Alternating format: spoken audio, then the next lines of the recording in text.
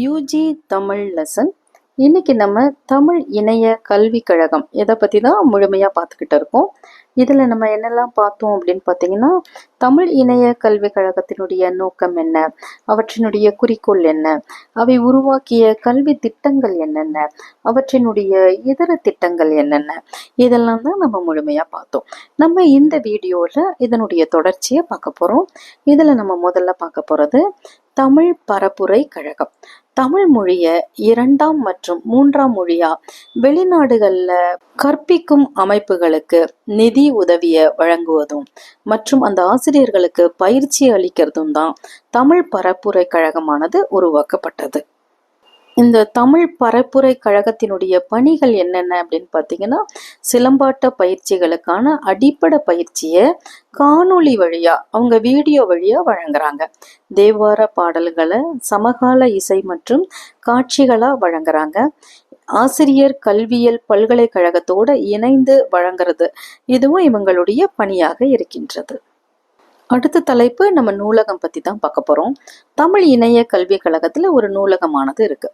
இது யாருக்கெல்லாம் பயன்படுறது அப்படின்னு பார்த்தீங்கன்னா, தமிழ் இணைய கல்விக் கழக பாடத்திட்டத்தில் சேர்ந்து படிக்கிறவங்க மற்றும் உலகம் தழுவி வாழுகின்ற தமிழர்கள் அவர்களுடைய பயன்பாட்டுக்காக உருவாக்கப்பட்டது தான் இந்த நூலகம் ஆகும். இந்த நூலகம் பார்த்தீங்கன்னா 4 பிரிவாக பிரிச்சிருக்காங்க. ஒன்று நூலகம் எனும் பகுதி நூல்கள், 2 சுவடி காட்சியகம், 3 பண்பாட்டு காட்சியகம், 4 தமிழ் இணையம் மின் நூலகம். இப்போ முதல்ல படித்தோம் இல்லைங்களா, நூலகம் என்னும் பகுதி நூல்கள். இதில் என்னெல்லாம் இருக்கும், நம்ம அந்த நூலகத்துக்குள்ள போனோம் அப்படின்னா, எண் சுவடி முதல் சிறுவர் இலக்கியமும் நாட்டுடைமையாக்கப்பட்ட தமிழ் அறிஞர்களுடைய நூல்களும் அகராதிகளும், அதாவது டிக்ஷனரியும் நிகண்டுகளும் கலைச்சொல் தொகுப்புகளும் சங்க இலக்கியம் இதெல்லாம் இந்த முதல் பகுதியில் இருக்கு. அப்போ அடுத்ததா சுவடி காட்சியகம் அப்படின்னு சொல்லும் போது இந்த பிரிவில் என்னெல்லாம் இருக்கும்னா, மின் உருவாக்கப்பட்ட ஓலை சுவடிகளை நம்மளால பார்க்க முடியுது.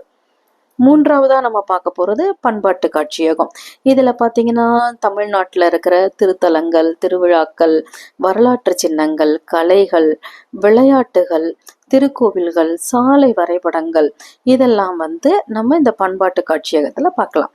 4ஆவதா பார்த்தீங்கன்னா தமிழ் இணையம் இல்லைன்னா மின் நூலகம்னு சொல்லுவாங்க.